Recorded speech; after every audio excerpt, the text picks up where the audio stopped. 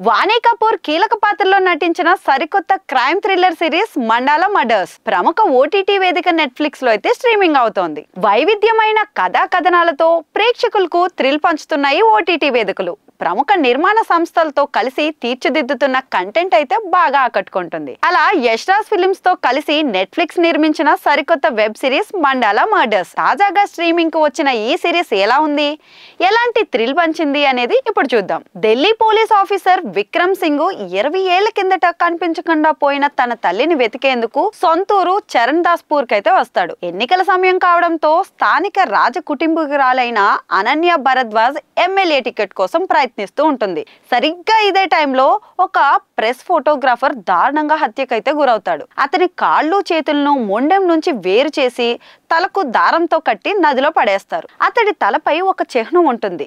దేశవ్యాప్తంగా ఈ హత్య సంచలనం కావడంతో సిబిఐ ఆఫీసర్ రియా తామన్ విచారణ అధికారిగా నియమిస్తారు. రియా ఈ కేసును విచారిస్తున్న టైంలోనే మరో 4 దారుణ హత్యలు అయితే జరుగుతాయి. ఈ హత్య కేసులను రియా ఎలా పరిష్కరించింది, తల్లిని వెతికేందుకు వచ్చిన విక్రమ్ సింగ్ సిబిఐ ఆఫీసర్ రియాతో ఎందుకు కలిసి పనిచేయాల్సి వచ్చింది, కోరుకున్న కోరికలు నెరవేరడానికి కొందరు వరుణ అడవిలో ఉన్న అయాస్తి మండల గురువుకు బొటనవేలును సమర్పిస్తుంటారు. అసలు ఈ అయాస్తి మండలం అంటే ఏంటి, అది ఏం చేస్తుంది తెలియాలంటే సిరీస్ మొత్తం చూడాల్సిందే. ఈ సిరీస్ మొత్తంలో మెప్పించిన అంశాలు ఏంటంటే, ప్రెజెంట్ ఉన్న మానవ సమాజం అత్యంత దుర్మార్గమైనదని, తమకంటూ సరికొత్త ప్రపంచం వస్తుందని కొందరు విశ్వసిస్తుంటారు.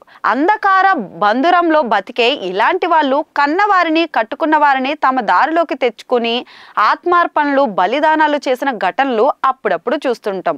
ఒళ్ళు గుగ్గురు పడిచే అలాంటి వాస్తవ సంఘటనల ఆధారంగా మహేంద్ర జాకడ్ రాసిన పుస్తకం ది బచర్ ఆఫ్ బెనారస్, దీనిని స్ఫూర్తిగా తీసుకొని దర్శకులు గోపీమిత్రన్ రావత్లు మండాలా మర్డర్స్ అయితే ఆద్యంతం ఉత్కంఠభరితంగా తీర్చిదిద్దారు. ఫస్ట్ ఎపిసోడ్ నుంచి చివరి వరకు బిగిసి సడలని కథా కథనాలతో థ్రిల్ అయితే పనిచేశారు. మండాలా మర్డర్స్ కాస్త సంక్లిష్టతతో కూడిన కథ.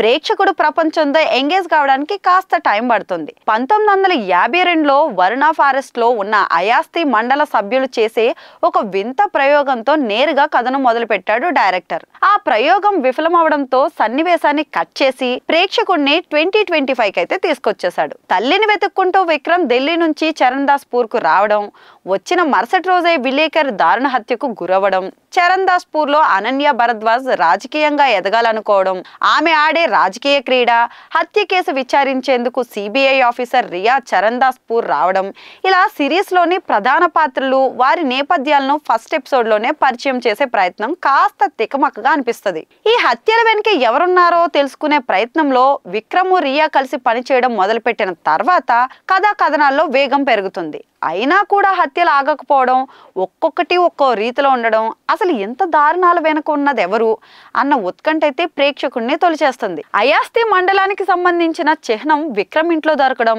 దాని ఆధారంగా ఒక్కో క్లూని కనిపెడుతూ సాగే ఎపిసోడ్లు థ్రిల్ పంచుతాయి. ఈ క్రమంలో రియా విక్రములకు ఎదురయ్యే సవాళ్లతో కూడిన సన్నివేశాలు ఆసక్తికరంగా ఉంటాయి. మొదట 6 ఎపిసోడ్స్ లో ఇన్వెస్టిగేషన్ మోడ్ లో సాగితే లాస్ట్ 2 ఎపిసోడ్స్ ట్విస్ట్ రివీల్ చేస్తూ సాగుతాయి.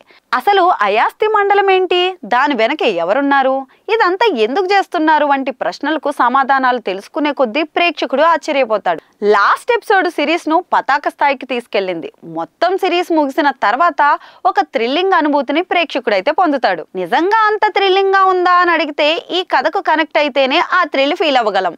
ఇదొక మల్టీ లేయర్ సబ్జెక్టు. ప్రతి ఎపిసోడ్ లోని సబ్ ప్లాట్స్ అయితే ఉంటాయి. కథా నేపథ్యానికి అవి కీలకం. పైగా ఇందులో పాత్రలు కూడా ఎక్కువే. ఎవరేంటో వాటిని అర్థం చేసుకోవడానికి కాస్త టైం పడుతుంది. అలాగే అయాస్తి మండలం ఎలా పుట్టింది, వాళ్ళకు జరిగిన అన్యాయం ఏంటి, దాన్ని పుట్టించిన ఎస్త్ ఎవరు, అతడు తిరిగి ఆయువు పోసుకుంటే జరిగే పరిణామాల విషయంలో స్పష్టత లేదు.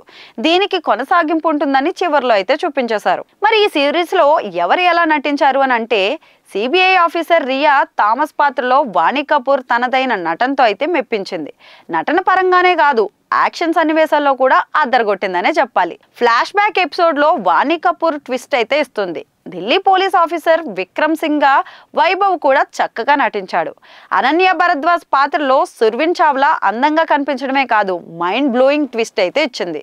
అయాస్తి మండల చిహ్నాలను డీకోడ్ చేసే పాత్రలో జమీల్ ఖాన్, వైభవ్ స్నేహితుడిగా ఇన్స్పెక్టర్ పాత్రలో శరత్ సోను వినోదాన్ని అయితే పంచారు.